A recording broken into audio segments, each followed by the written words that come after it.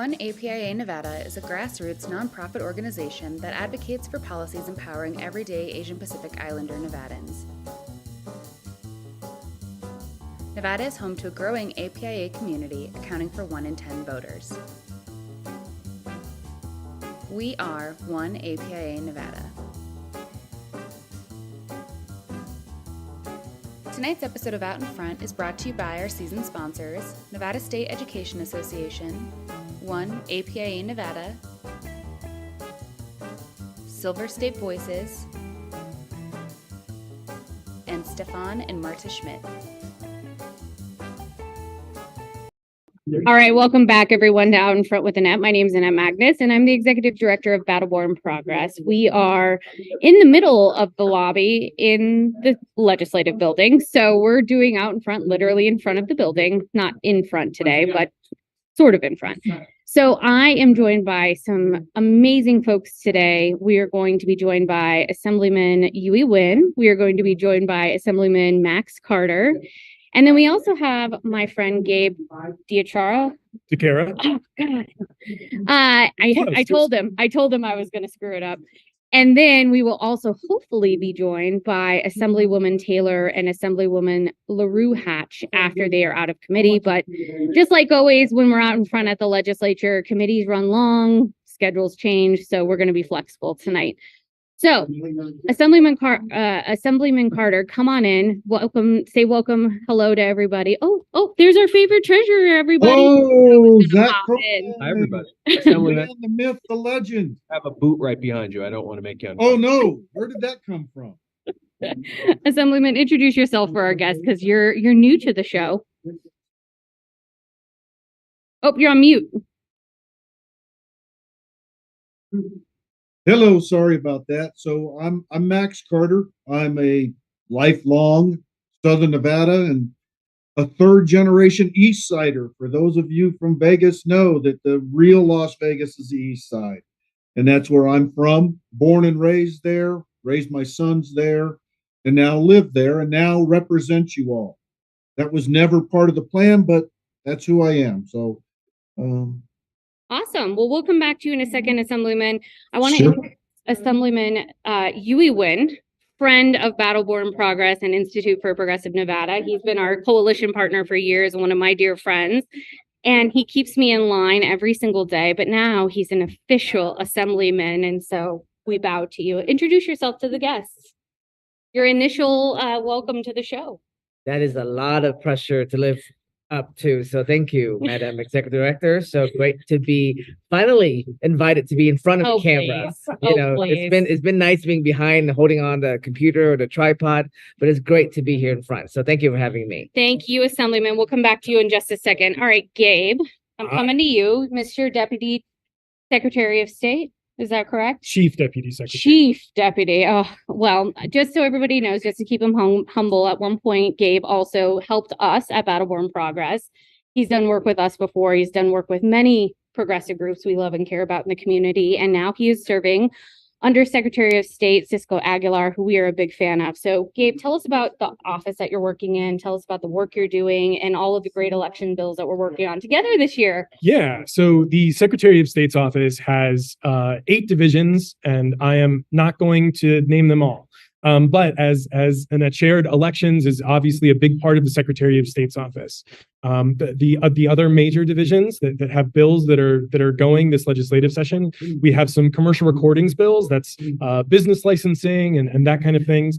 We have the securities division that oversees the registration and enforcement of rules and regulations around stocks and bonds, securities, also cryptocurrency, which is a lot of fun to get to talk about. This session, there's obviously elections are on everybody's mind, which is wonderful. We love elections. We love how accessible elections in Nevada are, thanks in large part to a lot of organizations like Battleborn Progress, like Silver State Voices. There's a lot of really important work that's been done in elections over the last 5-6 years in the state of Nevada. And so really what we're doing now is cleaning stuff up. You know, one of our bills, it's a big cleanup bill. Did you know in Nevada, I'm sure you did know, that in a statewide election, you can vote for none of these candidates. Well, in statute, you actually have to have a little square next to none of these candidates instead of a little oval like everybody else. Nobody actually puts a square. Why is that in the law? We don't know. We're going to fix that. Secretary Aguilar also has some very important bills to protect our election workers. As many of you may have seen, especially in the wake of the 2020 election workers underwent a really unfortunate amount of harassment and threats, and in some cases even more serious things, just because they were election workers, just because they were doing their job. So he has a bill that would protect them and hopefully make it a little bit easier to work in elections. We've got a bill to create a securities restitution fund for victims of securities fraud. So, if your Nana gets scammed by crypto scammers, we would be, and they aren't able to pay her back, we're setting up a state fund that would be able to repay some of that loss. So the office is all over the place, and so is the secretary. He really wanted to be here. We couldn't make it work this week, but I'm sure he'll be on the show before long. Oh yeah. Yeah, that's a very brief overview. Awesome. Okay, we're gonna take some questions from the chat really quickly, and then I've got some questions for you. All right. So Shelby asks, what is top of mind to keep our elections secure from right wing or any interference, frankly, at this point? Because I know that's something that y'all are thinking about. I know Mark spends quite a bit of time on that every day in your office. So how are we keeping our elections safe and secure right now in Nevada? Absolutely. So the first thing the secretary always says, and the first thing that I want to say, is our elections are safe and secure right now. Nevada has some of the most secure elections in the country. There has never been any evidence of widespread fraud in the state of Nevada. We do a really good job. And so a lot of what we're doing is maintaining those systems. We have regular calls with federal officials, with subject matter experts about cybersecurity. Obviously, as technology grows more complex, people get a little more nervous about the more technology that's involved in our elections. So we work really, really hard to make sure that everything is as secure as it could be. There's all kinds of checks that we do. Some states are like, people will come up to us and say, when are you going to audit the election? And it's like, yes, the risk limiting audit that we do after every election by statute. It's part of what we do. Don't worry. So a big component of what we need to do is educate voters, educate the public about all of the everything that's in place to keep our elections secure. And frankly, again, we need to make sure that the people who run our elections are safe. Secretary Aguilar always says elections can't work without people. There's been a ton of turnover in state and local elections departments as people step down because they just don't want to deal with the trouble of running our elections. So there's been a real brain drain that we just can't have. And so we need to make sure that the people are safe. Okay. One of the things that you and I talked a lot about, and the secretary and I have talked a lot about, is my disdain for the online system that the Secretary of State has called Silver Flu. It is not your fault. You inherited that. And it is a pile of garbage. It's what I will call it. Because I just, I like to be blunt. So what improvements are y'all working on? Because I know we've talked a lot about this. You're not just working on Silver Flume, you're actually working on the Secretary of State's website that needs to come into the 21st century as well. We've talked about online voting, and as a part of that, making that improvement. What are y'all working on this session for that? So, yes, you're not wrong. The all elements of the Secretary of State's sort of online suite of services could use some improvement. A big part of that is frankly coming into this building, coming to the legislature, and asking them for a bunch of money to please help us do what we need to do to solve a lot of these problems.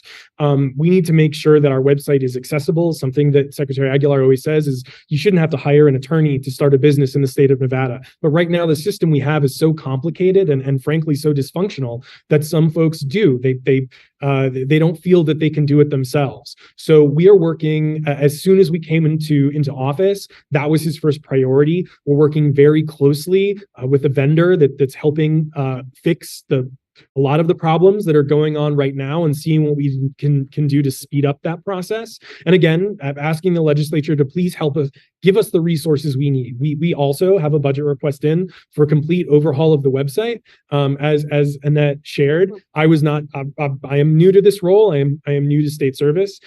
So 4 months ago, I was very frustrated on that website looking for all of the same things that I'm sure a lot of you are.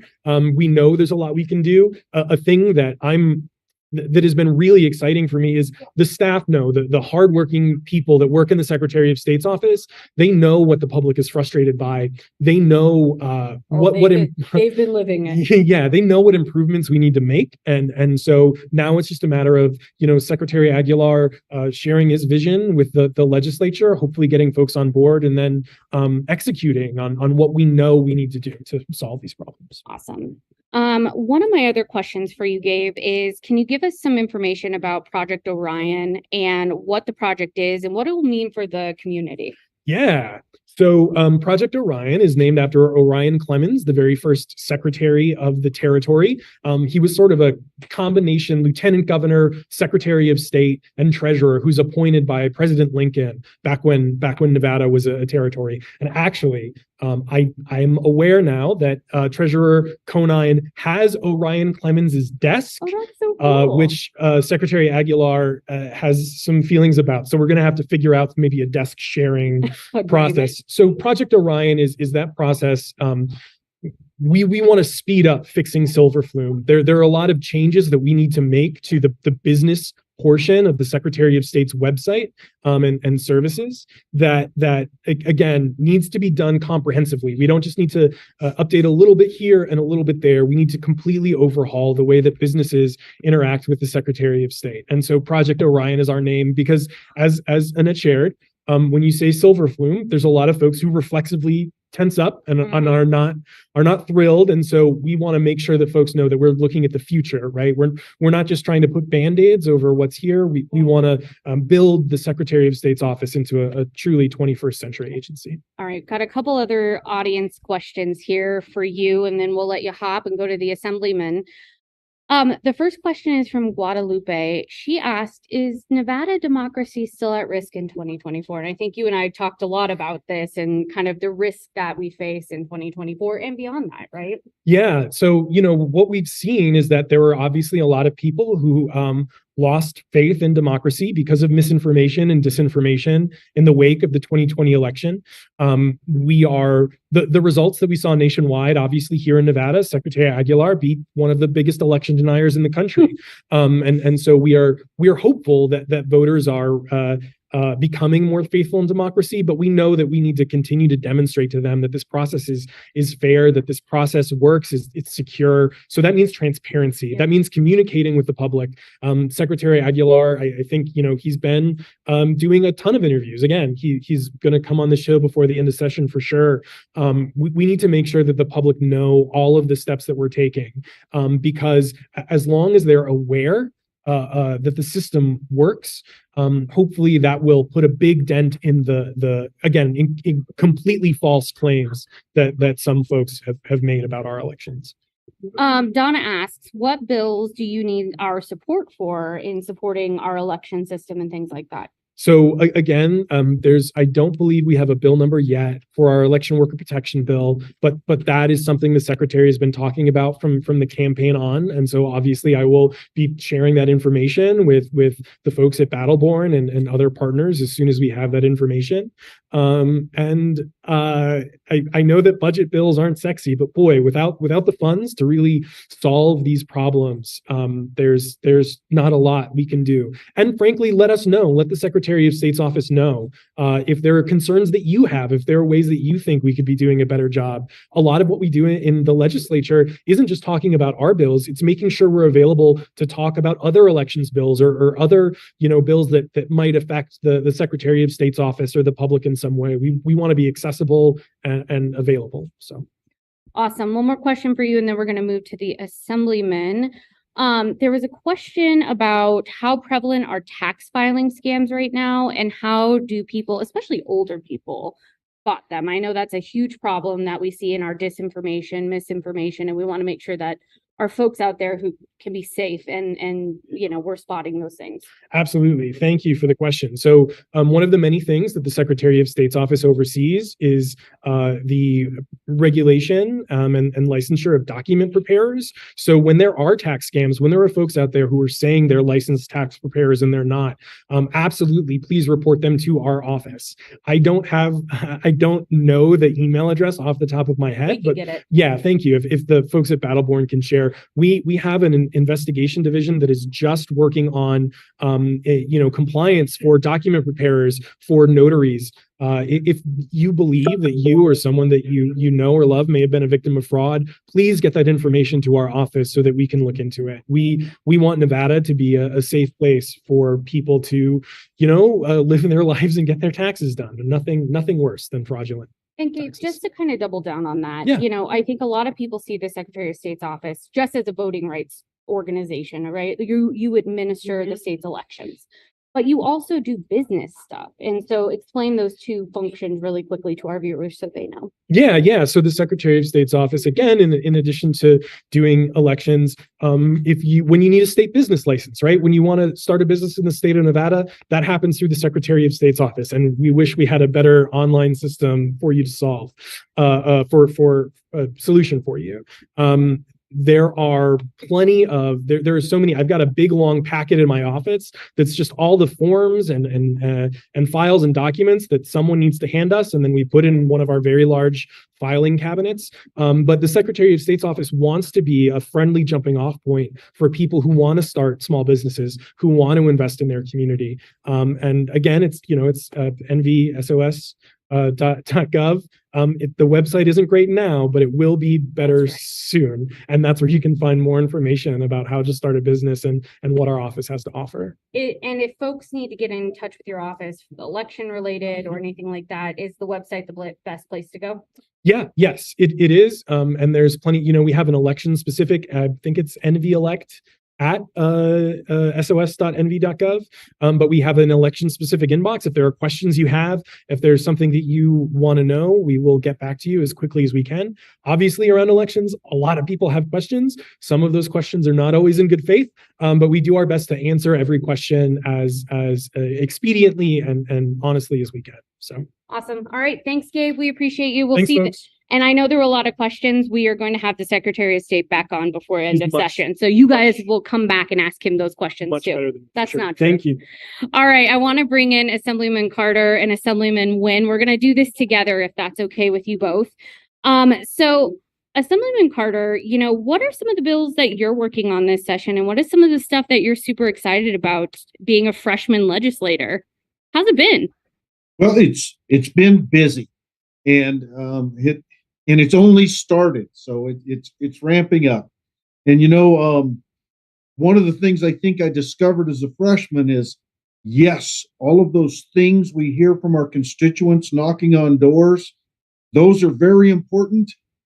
Those pieces are being carried already, and what I'm talking about is school funding, the teacher pay inequity, the education support personnel's inequities, and the school discipline issues. All of those bills are being carried. They're already being worked on. And our job as freshmen, I see, is to support the efforts of the people who know the system a bit better than us. So don't know if that's where you were going, but where I'm kind of working is more in the thing of trauma, mental health, and stuff like that. I've got a debt collector bill. Who knew the debt collectors try to charge you and hold you up for a payoff letter after you pay them off? So I've got a bill that requires them to give you a payoff letter. I'm working on. Hey, Assemblyman Carter, can you actually? I testified on that bill. And yes, ma'am. It's a very important bill for you to talk about. Talk about why you brought that bill and if you feel comfortable with it and why it's so important personally for you. Okay, and thank you for that. And yes, it is very personal to me. As I said, I'm very involved in the trauma world and the grief community for a reason. My wife fell from her horse 6 years ago and didn't survive. And it ripped my life apart.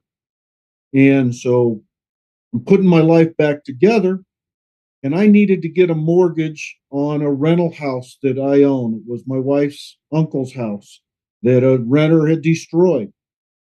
And I go in there and they tell me, well, Max, to get this mortgage, you need to clean up these 5 medical debts. And they dated back, some of them clear back to when my wife died. And so I diligently started cleaning them up. And I had one that I paid off 3 of them. It was about $1,500. And I said, now I need a payoff letter. I'm in escrow. And they said, well, it'll be cleaned off your credit record in 2 to 3 months. I'm like, I'm in escrow. I need it now. And they said, well, if you want to come to the office, we can provide you one for $10 per account. And it just felt wrong, like surprise billing. And we need to avoid adding pain to somebody's grief. And that's what they did. And it happened all the way along. I had one debt collector that demanded not once, but twice to talk to my wife, who'd been dead for 6 years. And so I decided to work on this one small piece. And if it helps one other person in pain, then it's worth it. The ironic thing is, not ironic, the gratifying thing is I've gotten a lot of feedback. This is a big problem that we need to fix.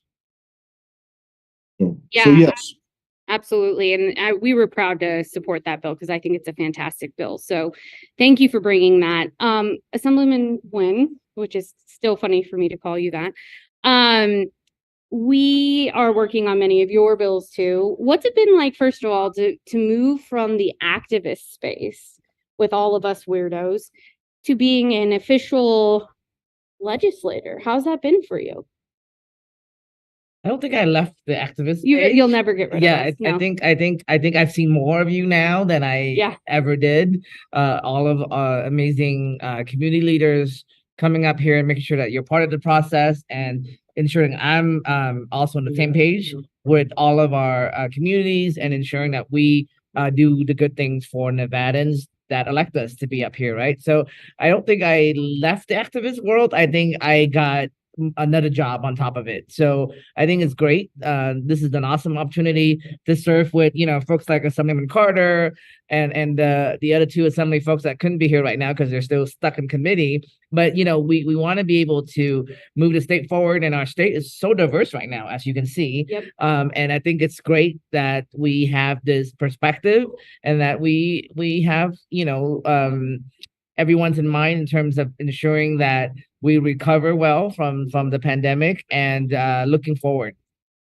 You have some amazing bills. One of my other favorite bills this session is the prescription drug bill that further clarifies what needs to happen with language access. Talk to us about that bill and why it's so important. Thank you for that. And again, and also thank you for saying the word further clarifying. So this is truly the legacy of the work of the former Assemblywoman Teresa Benitez Thompson. Her work was really opening the doors for us to kind of continue to advocate for the in-language community, which represent about 38% in my district. There's so many diversity and there's so many awesome things that is happening in the state, but we're still behind in terms of access, which in terms of service. And this bill is going to highlight the needs in each area of the state. So the previous bill was just making sure that we have language access available on prescription drugs statewide, right? But my bill is going to specify that to the top 10 languages in each census tract. So what does that mean? What happens in Las Vegas or Clark County, the top languages there will be different from the top 10 languages in Washoe or the top 10 languages in Winnemucca or the top 10 languages, in Elko. So we want to make sure that we're inclusive in terms of the dynamic needs of our state and the diversity of our state. So bringing this amazing bill back to add the 10 language as the specificness for us to clarify that let's focus on the top 10 and get the program and process started, then we continue to expand and help more as we go. Awesome. Okay, Assemblyman Carter, there's a thing in the chat that I want to make sure you talk about because I loved it. My staff in particular are very interested about this, but can you tell us about your yoga practice and how that got started and what you do every Sunday? Because I think it's the coolest thing ever. Well, thank you for that. Yes, I'm a yoga instructor, and it's another one of those things where, you know, your life changes. I'd never dreamed I would even do yoga, but listening on NPR about 6 months after my wife died, I heard this woman talking about how yoga is for everybody and everybody, and it found fertile ground. And I saw a Facebook ad and walked into the old VFW hall on Las Vegas Boulevard and Bonanza. I grew up in that neighborhood, and I can tell you it's not the best neighborhood around. But I walked in, I sweated, I fell over, I felt awkward. And then they did this thing called Shavasana, and that hamster that had been screaming woulda, shoulda, coulda in my head since my wife had died took a nap for a few minutes. And that little piece of peace kept me coming back. It became the only reason I left the house other than to go to work for about a year. And one thing led to another. I ended up going through a 200-hour registered yoga teacher program. This program that I'm involved with, TRI, was founded at the VA hospital in Las Vegas, and it's used in schools. It's geared towards people who have suffered trauma or in recovery. I taught for 2.5 years in a alcohol and addiction recovery facility, and really discovered that recovery is recovery is recovery. It doesn't matter what puts you there. It's all the same. We all hurt the same. So during the pandemic, I couldn't teach at that facility. So I started teaching on Instagram and Facebook, and taught through the pandemic. I've got women's shelters from the Midwest that tune in. I've got people that have been referred to me by their therapist 4 years ago that still tune in. And when I came up to this session, I realized I needed to keep myself mentally grounded. So I started my online practice up again. So every Sunday at 5 p.m., I teach from the historic St. Charles Hotel on Instagram and Facebook. Try Yoga with Max. And it meant a lot because all of the people that have been there with me through the whole pandemic were waiting to join back in, that needed that little piece of peace that you can find there.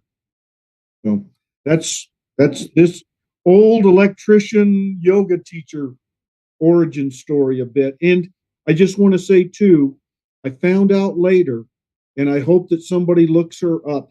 The woman that I was listening to on NPR, I had no clue, is a woman named Jessamine Stanley.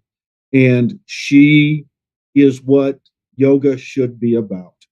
She's a woman of color from North Carolina that is large and is a yoga rock star.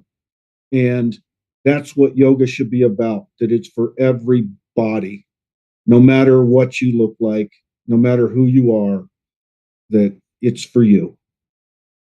All right, a quick follow-up question, then we're going to come back to Assemblyman Nguyen. Aaron wants to know what your favorite yoga pose is. It is pigeon. And I know most people hate pigeon. I love pigeon. Awesome. Thank you for that. All right, Assemblyman Nguyen, let's talk about your top priority entering the legislative session. Obviously, you do amazing work with 1APIA and ACDC in your day job, your other day jobs. But what was your priority coming in to this? And maybe what also, I think there's another question that I love. What do you wish you would have known coming into the legislature when you were a constituent? Well, I don't know if this is the top priority now, but it will be a top priority later in a couple hours to look up pigeon in the yoga pose. I don't know what that is. So, Assemblyman Carter, I had to ask for maybe a demonstration in one of our meetings. But I think the challenge is, as his constituent, you have the issues that you are passionate about, and you are very, very active on those issues. And then that's it. You may or may not know all the work around it, all the different things that get involved. Coming in here as a legislator, as a freshman, you are completely getting a crash course in a very short period of time to really learn from A to Z on how the law works and how everything works. And it is a lot of people involved. And it does truly, truly takes a village to bring all of this together and ensuring that we have the ability to move our state forward, but doing it the right way. So the constituents, as a constituent, I felt like I only saw one side of the equation and I didn't see everything. But now as a legislator, I can, take from my experience as a legislator and combine with, all the time as a constituent to try to see and be able to relate to what the constituent are all feeling. Because, we're all from all walks of life. We make up this awesome, diverse state, but we got to make sure that we see the commonality more than our differences. And that's one of my top priorities being in the in the legislature right now, is to really bring our commonality together. Because, even though I am an immigrant, and I wasn't born here, and I grew up, in California. I moved to Nevada. I'm a parent. I'm a small business owner. I'm a nonprofit leader. I'm many things, and a lot of us have a lot of these amazing stories and background that can bring us together and find solution. And that's what we want to be helpful and be part of this, what we call a citizen legislature, right? Because we're still a citizen legislature, that we bring the citizens priorities forward. And that's one of my top everyday motto, is to make sure that I open the door and create access to all Nevadans. I'm glad you said the word access, because we just got a question in the chat. ACDC created an amazing voter guide in Mandarin and other languages. Y'all helped us with our voter guide as well last cycle. What is being worked on for language access this session, especially when it comes to the ballot and voting? Well, I think we're going to see some exciting things coming out in the next couple of days. We have 3 days until the deadline for legislators to choose their bills. I do believe that, with our diversity that we have now in the legislature, expanding that female majority even bigger, we have a lot of things that we can do to ensure that creating access and reducing barrier is top priority for everything that we do, not just for voting, but for health access, for education, and for even talk about infrastructure and growth, right? Where our state's going, because we're growing so fast that language access is pretty much my line of question in every single committee that I serve on, so that I ensure that we think about the communities that are part of our everyday lives, but are often being overlooked. So I don't know what those specific languages are for those bill yet, but as you know, Annette is the center of the information hub here in Carson City. So she will probably know before I do. So I look forward to work with everyone in my district, and of course across Nevada, to really ensure that we always thinking about access and making sure that our communities are always coming together. Awesome. All right. Well, Assemblyman Carter, Assemblyman Wynn, hang on a minute for me. I have the Assemblywomen here now. They've got out of committee. So Assemblywoman Taylor, introduce yourself for our guests and tell us what district you represent and, why you decided to join us in the legislature. Because I'm crazy. That is why. But no, it's great to be here. Thanks for having me. Thanks for being here. And thanks for jumping down after committee. Waiting around after we had such a long committee meeting. But my name's Angie Taylor, and I proudly represent Assembly District 27, which is right on the west side of the University of Nevada, Reno. Go Pack. I'm in mourning, but it's okay. Okay. Go Pack. You can't just be there when they win. Come I on. don't ever go pack. I No, go UNLV. No, but I just mean on your team for your team, period. You can't just be there when they win for your That's fair. team. That's fair. That's what I'm saying. See, that's how we do it up here. Anyway, though, proud member proud representative of District 27, west of the university, and I go all the way up, almost all the way over to 7th Street. 7th Street, and then up, and end up really going north and take a little bit of stay at all of Sun Valley and down to McCarran. And if you don't live in Reno, you have no idea what that is. So anyway, it's kind of central Reno, north, a little bit of northwest, and my district kisses up against hers. All right, an assemblywoman. It's so funny because you've been on here before as, teacher, private citizen, but assemblywoman LaRue Hatch. Introduce yourself now to our guest as the assemblywoman and who you represent. Yeah, I'm so excited to be now the assembly member for District 25. And my district is right next to my colleague's district. So I am Northwest Reno. So I'm a teacher. I go by school. So I'm up by McQueen High School, and then we go down to Reno High, Old Southwest, Collin Ranch, and then we go out to Verdi a little bit. Awesome. And I'm very proud to be representing that district. I think it's the best district, but I think my colleagues may disagree. And I think you asked why we ran. Okay, you can add it in. We just came from education committee, so we're a little bit spacey. You had a hard day today. But I'm a teacher, as you know, because I've been on the program, and I just wanted to make sure that my students and their families had a voice in this building. And so I ran, and that's been really my guiding focus while I'm here.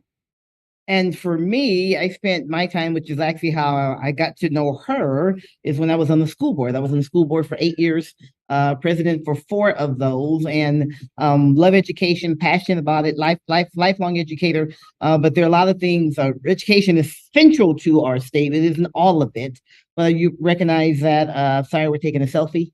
Okay, good. All right. Recognize that there's some things in education we can't do at the school board level, but really have to affect from a policy standpoint, much more so at a state level. So that's my drive. But there are other things that I'm not interested in as well. But that's my drive. So. Okay, so I asked the assemblyman this. I'll ask you this too.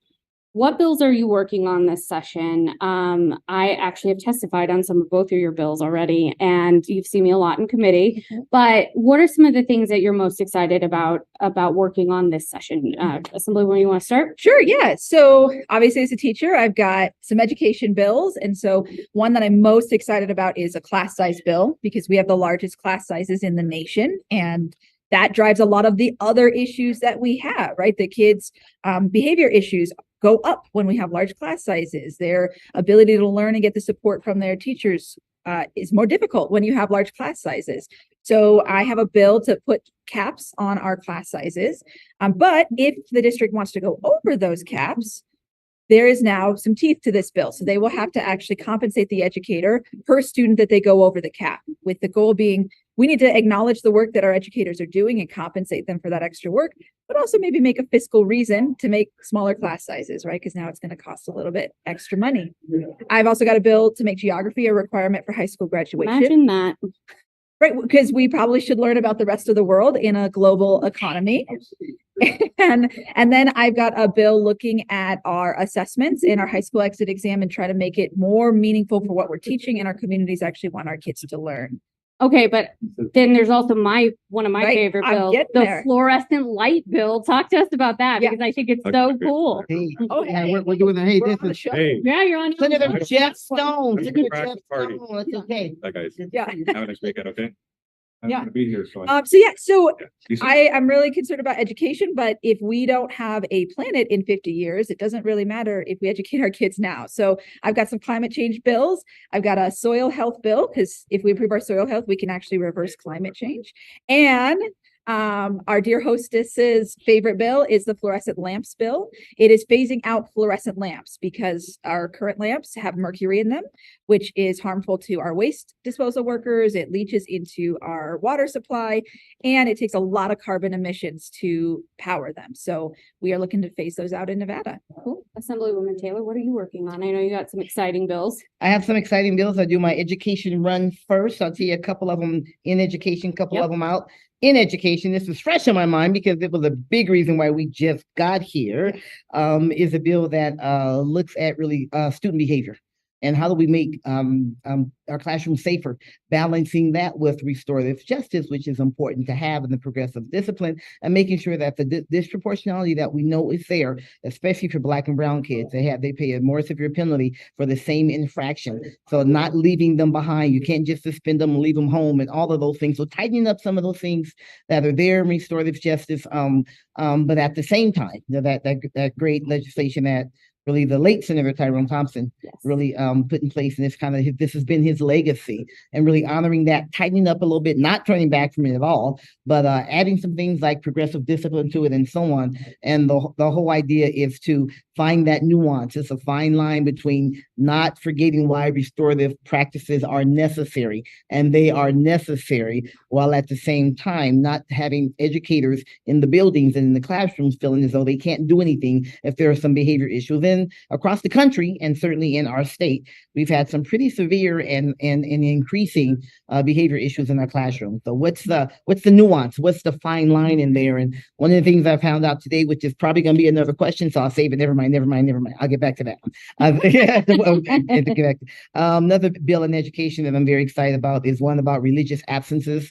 Right now, if you miss school because of you're exercising your faith, right? It's a religious holiday, Ramadan, Yom Kippur, or something like that. It is an excused absence, but it's still an absence, and so therefore it shows up, and you don't get perfect attendance. And there are awards and recognitions that you have to have perfect attendance in order to be considered for. So it's asking to create a category of a religious absence up to 5 days a year. If same religions that are already recognized by the state, so they're already recognized by the school district, has to be written in advance, note from your parents, guardians, whatever. You have to make up the work, all of those things. But if you're really you're celebrating those religious holidays and it's backed up by your parents, then it won't be held against you.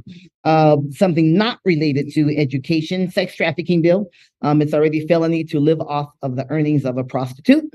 It's called pimping, but right? But if that prostitute is a minor, then it's sex trafficking. You can't be 14 years old and say, "Hey, I'm going to be a streetwalker," right? So sex trafficking. So it's a felony C to do it. Period. I'm asking for it to be a felony B if that person is a minor. And there's some interesting nuances there in this whole thing as well. And so that's been interesting. The only other one I'll talk to you about right now that has nothing to do with education at all is a prescription reimbursement program for some of the community health organizations that work with AIDS patients. There's some complications around their reimbursements, and they use those monies when they get reimbursed to do other programming. But really important. My family has been impacted by AIDS. Lost my brother, lost my uncle. So it's important to really support those community organizations, community health organizations that are doing that good work for a really vulnerable population. So. All right, I asked the two assemblymen this. I'll ask you both this, and then we'll go to a round robin of questions for everyone. What has been the most surprising thing of being a legislator so far? Obviously, you had a long background as an elected official, but you were a teacher and came from kind of the activist movement. What has surprised you both? Susan Furlong reading the bills on the floor. Yes, ASMR bill reader. Yeah, impressive. It is, yeah. But it shocked me the first time. And now every time I have a guest on the floor, I prep them like, hey, this is going to happen. It's normal. Prepare yourself. But yeah, no, I think also for me being a teacher, ledge time has been a shift, because I'm used to the bell rings, you have to be there, and we're going. And so I'm not used to things still starting late, and I'm definitely not used to me being late because committee went long or something else happened. And so I think definitely adjusting to the super hectic schedule has been a change for sure. For me, has been just kind of a reintroduction to something a friend of mine when I worked at the university called the cave people. And that is, there are citizens against virtually everything. Okay, and I say it respectfully. People have different perspectives, and that's okay. And this is when your voice should be heard. So in something that you think there will be everybody loves this, who can possibly be against this or that or that or that? There are citizens against virtually everything, because there's a perspective, there's a nuance you didn't think about. There's a perspective that you didn't have. It's going to have an unintended consequence, or could, that I would have no way of thinking about it, or someone else. So when I'm reading bills and you start looking looking at comments and so on, when you can get into the people and put their opinions on there, you find out, I never thought about that. Yeah. So yeah. So they're so maybe for good reason, but there are cave people, there are citizens against virtually everything. I would like to put on the record that I am not one of those people. Okay. So, as Battleborn Progress, we are not officially one of those humans. All right. Huey, or Assemblyman Wynn, I'm sorry. Come over here. All right. Now we got Assemblyman Carter on here. All right. So Mariella Holloway asks, and any of you can take this, AB 278 would change investments groups for PERS. The investments for PERS now seem to be good. Why the change? Do any of you know about that? I know a little bit. I figured you might. Go ahead and take it. Well, and I'd responded to her in the chat, and I'm going to look up that bill. I'm not familiar with the bill right now. I can tell you that I've been a trustee on my union pension plan for over 20 years. And when they gave their presentation my first day in government affairs, first day ever sitting on a committee in the legislature, I was impressed. Their investment returns are stellar. And so I really question if we need to be messing with it. And I thank you, Mary Holloway, for bringing that to my attention. I'm going to look it up and get involved. Let me just concur. As I said, I was in that meeting with you when you said their investment. Oh yeah, the treasurer's office. It was really, really impressive. So I'm interested to see what you find in Assemblyman Carter. But they're bringing in some good money for the state. So I was really proud. And Mariella, we're going to put Assemblyman Carter's chat in the chat for you, so you can follow up with him in his office, so he can get that answer for you. Because I know you are one of our active viewers every week. So thank you, Mariella, for always joining us. All right, this is an important one, and I think you two have already kind of addressed it. I know that you care deeply. You have kids in the school system. Assemblyman Carter, when we met, we talked a lot about this. What do you all think we can do to, and this is Guadalupe's question, what can we do to improve public, and I use that word specifically, public education and our system that we have in Nevada? Go ahead. Assemblyman Wynn, go ahead. Well, no, I have two educators right here. So I'm not going to try to pretend I know what I'm doing, but I can tell you one thing as a parent is that we need to make sure that we are involved as much as possible. I know there's a lot of mixed feelings about parents' involvement, but hey, we need to make sure that what is being taught in the school and what we are being teach at home, what we are teaching our kids at home are in the same agreement, right? There's a lot of my constituent, when I talk to them, feels the same way, where there's a lot of things that are not being corroborated, and therefore now there's this confusion of, wait, are my parents right? Wait, are the school right? Who is right here, right? So from a parent's perspective, that is my input, but I know that the educators here will answer that question much better than me. You want to go ahead now? Yeah, sure. I think number one has to be funding, right? Even the conversation we had today about safety, which I think is critical, still goes back to funding. And I think we are talking about a lot of money this biennium, more than we have talked about previously. Ever. Yeah. But it's a down payment, right? It's a down payment on decades of chronic underfunding. And so I think we need to be very clear on, we're making this down payment and we have to continue the work. And we are on a 10-year plan to get to adequate funding, according to the Funding Commission. And I want to make sure we are following that 10-year plan so that we're not last in the nation for funding anymore, because I think our kids deserve better than last. And so the number one issue certainly would be funding, but since we have, and really the $2 billion that's going into public education, this biennium was actually, we thought it would take 10 years to get to $2 billion. So we've come to the end of that, but it hasn't gotten us all the way to close that gap a bunch. But with so much money, I think it's an important piece of that is, as now we support our teachers, we support our administrators, and give the students, it's what we do with the money. Right. Now, it's like this. It's like you say, okay, we want money. So now we get it. Right? To put in my educator hat. Okay, so now we get it. So man, let's use it in the right way. In the best ways is going to lead to at the end of the day, is leading to student outcomes. But that means you got to keep your teachers happy, because the number one thing that happens in this district is in that classroom. We need good schools with great teachers. But also, just want to add on to that. I know who the person asking that question. Guadalupe, you are my constituent, so you know how to get a hold of me. So glad that you jump on here to talk to us. So I look forward to hearing from you more, not only through Battleborn Progress, but also through, contact me directly. You have my number, as well as all of our legislators are very accessible. So make sure that outside of this program, stay engaged with us because we're here for you. Absolutely. Love that. Assemblyman Carter, you want to answer that question? I know you had kids in the school district, but also you have, I think, grandkids in the school district now. What are your thoughts on this issue? So, not more than that, my 3 sons got excellent educations out of the Clark County School District in schools that were labeled pretty low. It was parental involvement, but it was also dedicated staff.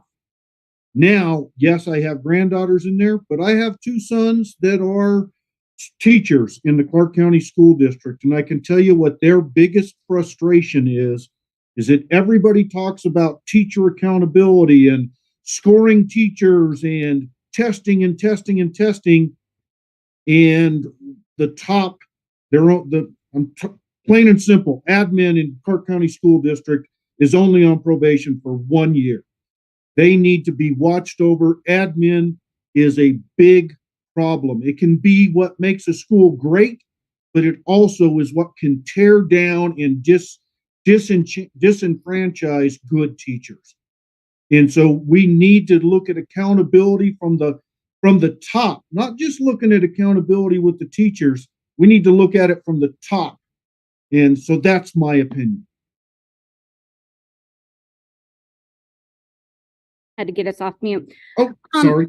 No. I had to get us off mute. You were fine. So I want to ask all of you this question. And Assemblyman Carter and I had this conversation when I met with him, but I think I've talked to all of you about this.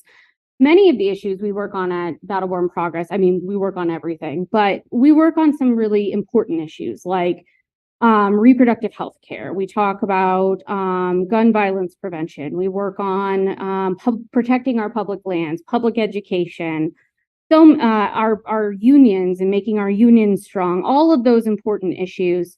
What are some of the things that maybe are outside your scope that we work on that y'all are excited to work on this year? And Assemblyman Carter, I'm gonna actually start with you because you said something interesting to me, and I know you're a lot like my husband. People think you might be one way because of the way you look, but you're actually pretty progressive on many of the issues I care deeply about. Talk to us about that. Well, first, I got to admit that I was trying to arrange a hearing on my bill on human composting. So I only heard about half of what you were talking about, but I think that ties into what you were talking about. I'm very, very much involved, and we've talked about that already on here, in trauma, mental health, and anything that can help.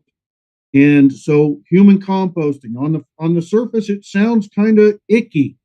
But the truth is the way I look at it, is it's a more environmentally friendly and responsible way to handle dead people. And if it gives somebody that's grieving even a little glimpse of sunshine in their life to think that grandma's going to be part of this forest, or my loved one is going to be part of helping restore this wildland, then it's worth it. And also, on the mental health side, I'm involved with the bill that's starting in the Senate, trying to allow psychedelics to be used in clinical trials, and the decriminalization of small amounts of cacti and fungus. And what I'm talking about is magic mushrooms, peyote, and San Pedro cactus. It is showing so much ability to help people that are suffering from severe depression and PTSD. There's a reason that these trials are being done with veterans and with law enforcement, some of the people that suffer the most from PTSD. Why are the trials going on in those communities? Because it works. And we need to take and get past the old Nancy Reagan, this is your brain on drugs myths, and start listening to the science behind it and let things that work help us. See, I knew it. All right, Assemblyman Flynn, what are some of the cool stuff, maybe that's not your bill, but that you're excited to work on this session that, are some of the issues that come before the legislature? Well, I think, education is, of course, always on top of mind. I think along with my freshman colleagues here, are learning the process. And I think we are trying to look at things even from the everyday people level and also the 30,000 feet level, right? There's just a lot going on. So, you know what? I don't have an answer for you. It's kind of interestingly, there's about 5,000 bills in my head right now.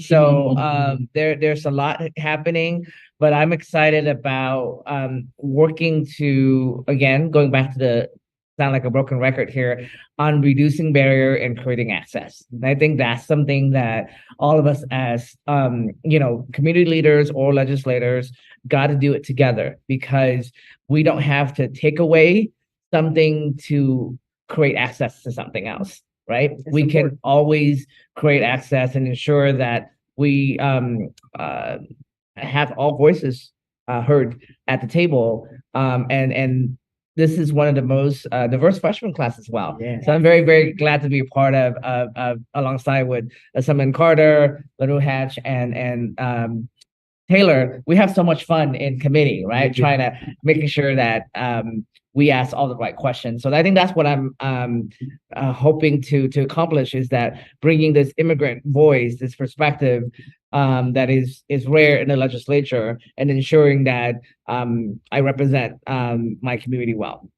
Assemblywoman Taylor, what are some of the new things you're looking forward to working on, learning? That one was really simple to me. I'm on HHS, and all of the things that are coming across that table. Right. So many. I mean, as you think about how important healthcare is to everybody in our state, and that everybody needs it, but you start talking about, first things we started talking about that I recall being in there were the things that we could do to help increase the number of providers in our state from a mental health standpoint. You would think as a legislator, we need more providers, and I don't really quite know how we can do with things like helping with student loans, and some of the it's a phrase where I don't remember, when people shared from other states, you bring that licensure over. The reciprocity. The reciprocity. Thank you. Yep. From other states, that people that want to come here and they already have their licensure. So it's like there are things that we could do to help with this huge issue we have as a state when it comes down to our healthcare, and especially in the area of behavioral health. So that has been very exciting to me. And then also the work that we can do on dementia care. Oh, awesome. Because my mom lives with me and she's struggling a little bit, yep. Right? So the more I've been learning a lot about it. And so it helps not just me, but today, but who knows what her future is going to be, and how about others? Because as we get in, Nevada is one of the fastest growing states in terms of the retirement age, right? So it's going to be more and more and more important. So how do we manage it? How do we help? How do we support? How do we make sure people can age with dignity and all of that, right? So yeah, I'm very, very, very excited about that. Woman?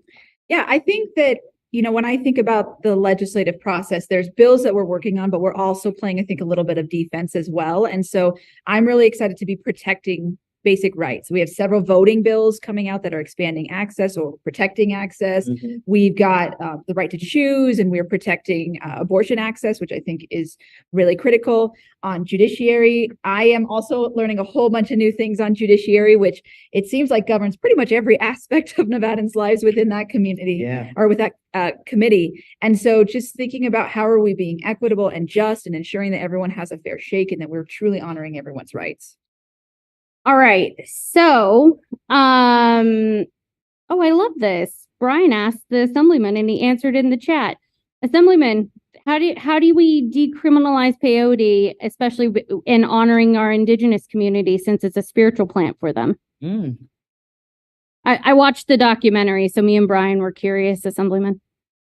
Well, and Senator Rochelle Wynn's bill starts us down that process. It makes it to where it decriminalizes the possession, growth or possession of 4 ounces or less.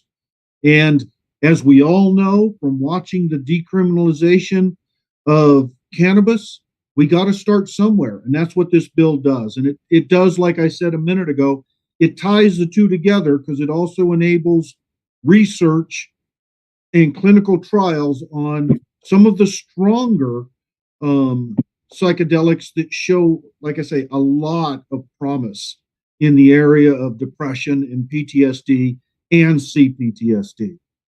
Thank you for that. All right, so Monday's the deadline day, so I'm gonna let you all go because I know there's a lot of work coming because there's a lot of bills still to get out and that need to be written. How do folks get in touch with you, especially your constituents who are watching? How do folks get in touch with you if they want to be involved with your bills or have questions? Also, what's the best way for people to make their voices heard on legislation? Assemblywoman, you want to start? Sure. I think Nellis is the hero of the day. We'll put the link in the chat, friends. Absolutely. Nellis is the place you can find all the bills. You can find all of our contact info. You can find the committee hearings. Every student group that's come in for the last week, I've given them a little mini lesson on Nellis where they can see there's actually public opinion polls you can do on Nellis. And so, sorry, I stole your thunder there. So I highly recommend that. And you can find our emails. Please email us. I know we all have websites. I've got constituent contact info on my website as well. And we absolutely want you to be involved in this process. It is a fast process, but it is constituent driven. And we want to hear the voice of the people in this process. Assemblyman Nguyen, I know you've done this a lot on the other side from the activist perspective. Talk about the importance of people coming to Grant Sawyer, coming to the legislative building, or calling in and making their voices heard on bills and testifying, or even emailing their testimony. What she just said. You're a legislator. Do you listen? So I think that the challenge for us now is that we're so busy. Everybody's so busy, and we get it, right? We're all having our lives on hold to go up here and do this. So we want to make sure that we recognize that. We know that there are so many ways to get involved, but what Annette says is correct. Please ensure that you can testify, whether in person in Carson City or in person at Grant Sawyer if you're in Southern Nevada. That's the building downtown. And if you don't know what that is, every meeting that is listed on Nellis has the description of where each meeting location is that you can participate in person, or you can do it on the phone and call in and get your testimony heard. There are 3 ways you can testify. Support, opposition, or neutral. If you just want to get your feelings out there about the bill, but you don't know which way you go it, tell us that as well, because we want to make sure that all voices are heard. So, not repeating everything, because the word that I learned up here doing testimony is ditto. I don't want to repeat what Assemblyman LaRue Hatcher said, but yes, everything she said is correct.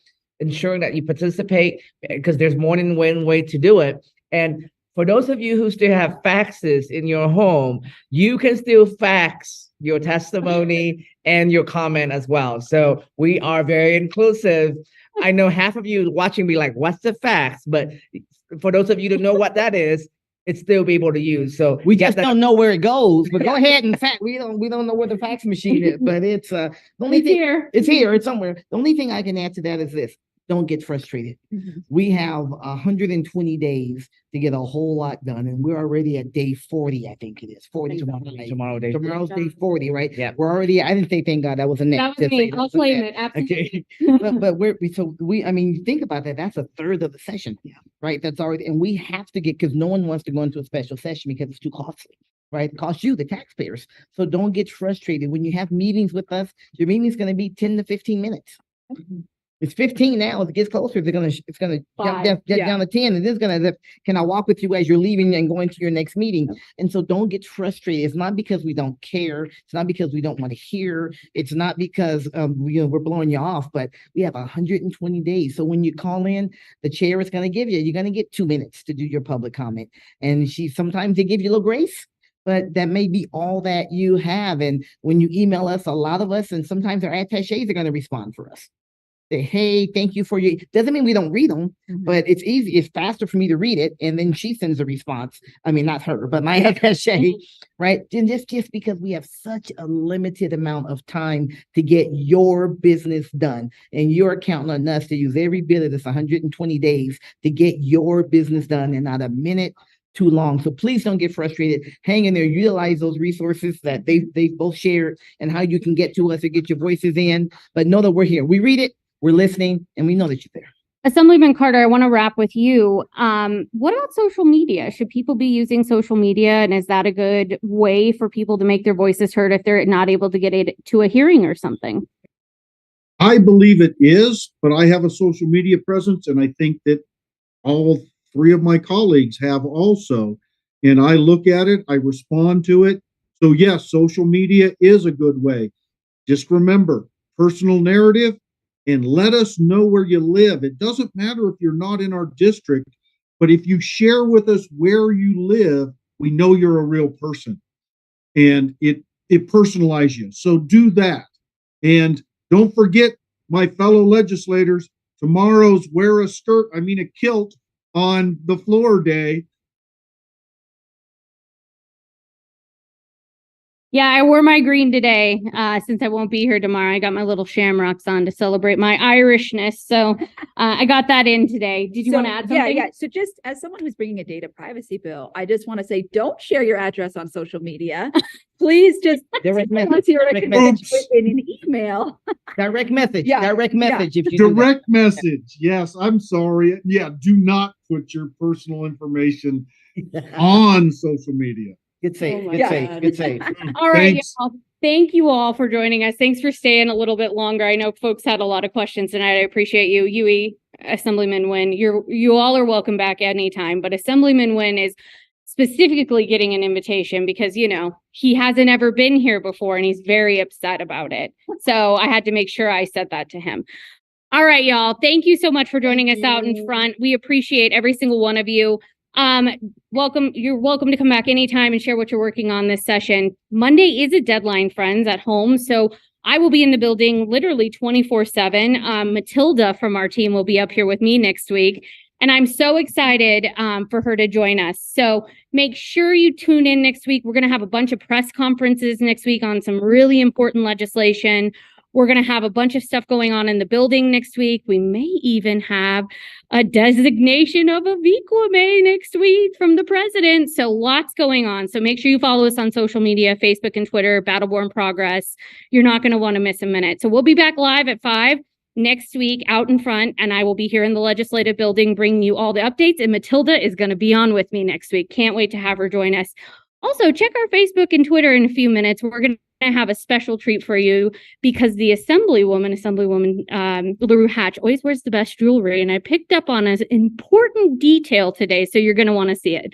So stick around, everyone. Make sure you're following us on Facebook and Twitter, and we'll see you next week. Thank you to all the Assembly members for sticking with us. Have a great evening, everyone.